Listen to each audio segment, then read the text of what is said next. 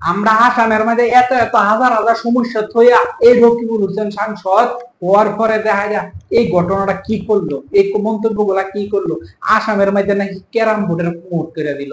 তাহলে ধুবড়ীবাসী যারা আছে সবাই ঘরে ঘরে ক্যারাম বোর্ড ফাটান, চিন্তা করুন না যে আসামের মধ্যে এত রোজগারের অভাব, এত অভাব অনাটন বা বানপানির সমস্যা, অনেক কিছু সমস্যা, মানুষের চিকিৎসার অবস্থা, অনেক ধরনের সমস্যা, রাস্তাঘাটের সমস্যা, বিভিন্ন সমস্যা থাকা সত্ত্বেও এই প্রথম সংসদের ভিতরে, পার্লামেন্টের ভিতরে রকিবুল হুসেনে ক্যারাম খেলের প্রশংসা করলো। আর তাও কি আ উ আ উ আ সংখ্যালঘুর মানুষ, বরপেটাবাসী, ধুবড়ীবাসী বা বিভিন্ন মরিগাঁওবাসী, আমরা আসামের বিভিন্ন অঞ্চলবাসী সবাই একটা দুঃখের খবর।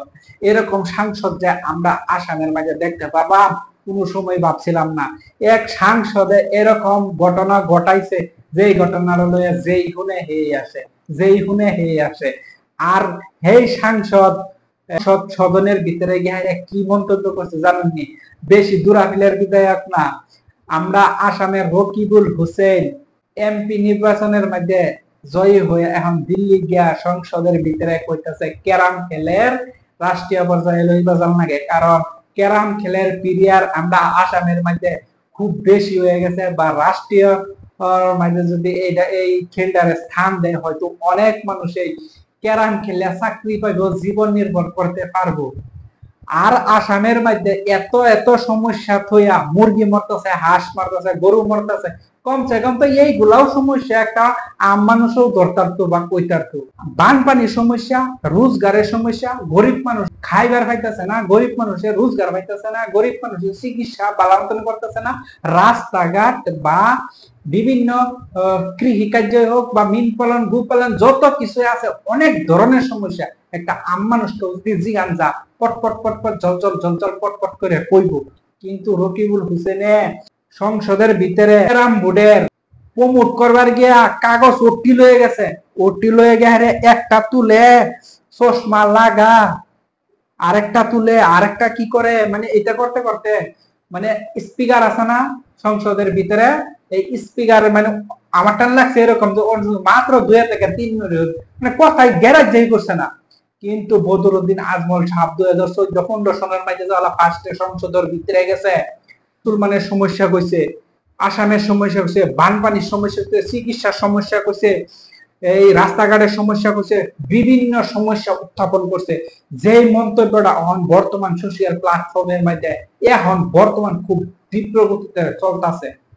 আর সেই সাংসদকে বদরুদ্দিন আজমলে কইতেছে যে পেট মে লাত মার के मुझे तुम संसद में जाके कुछ बात नहीं बोल रहे, হিন্দি आता नहीं, ইংলিশ आता नहीं, এমপি বন গিয়ে এই যে এরকম মন্তব্য করলো যে বদরুদ্দিন আজমল সাহেব। বদরুদ্দিন আজমল সাহেব তো এরকম মন্তব্য শুনে অবাক, খালি বদরুদ্দিন আজমল না, আসামবাসীর মানুষ যারা আছে সবই কিন্তু কইতাছে এইটা আবার কিরকম পয়লা ভাষণের মধ্যে ক্যারাম খেলের প্রমোট করছে, তার মানে বোঝা গেল যে এই এই এমপি বা রকিবুল হুসেনে এই ক্যারামের উপরে খুব আগ্রহ আছে, খেলার মধ্যে একটু শুধু পাকই বা খেলতে পারে। মানুষ যখন গাদ্দির মধ্যে বয়ে ওঠে তখন যে কত কিছু মন্তব্য করব ভাই, এটা লয়ে পাবার কি আছে। যারা গাদ্দির মধ্যে সুন্দরভাবে কথা কইব বা কিছু একটা সমস্যা তুলে ধরবো, উত্থাপন করবো, এইগুলা মানুষে কয়জন এমপি হইতে পারতেছে, কয়জন বিধায়ক হতে পারতেছে, কারণ তারা আগে থেকেই জানে যে কি করলে কি হইব, সবই থাকে খালি নিজের মুনাফার লাগিয়া। রাইজে বানপানি যে হুনামুনি অঞ্চলের মধ্যে এই ধুবড়ীবাসী রে দয়া নিছে গা, এই কমসে কম এই পর্যায়ের মধ্যে ফার্স্টে বানপানির কথাটাই কইতো। আর বানপানির মধ্যে এতটাই ক্ষতি হয়েছে, আর সেই ক্ষতির লাগে রাজ্য সরকারের বাজেটটা কি দিছে। আর আমরা আমরা আসামের থেকে কি বিহার বেশি বানপানি হয়? তাহলে বিহারের মধ্যে কোটি কোটি টাকার বাজেট, কত হাজার কোটি টাকা। আসাম এইভাবে সাংসদ রকিবুল হোসেনে যে ঘটনা বিতাইছে সবই খালি হাসতেছে। আর এই ঘটনার উপরে একটাই কথা যে রকিবুল হোসেনে পয়লা ভাষণের মধ্যে মানুষে কত, অনেকে কইতেছে বুলেট ট্রেন চালু করবা, অনেকেই কইতেছে আমরা দেশের উন্নত করবার, চিকিৎসার উন্নত করবার, স্বাস্থ্যের উন্নত করবার, রাস্তাঘাটের উন্নত করবার, কিন্তু রকিবুল হোসেনে গিয়া কইতেছে ক্যারাম বোর্ডের উন্নত করবার। তাহলে ধুবড়িবাসী যারা আছে সবার ঘরে ঘরে এখন আশা করি সবাই একটা একটা ক্যারাম বোর্ড খেল পাইবেন। এটাই আমরা রকিবুল হোসেনের কাছে আশা করলাম, যাতে সবার ঘরে ঘরে একটা একটা ক্যারাম বোর্ড দেওয়া হোক।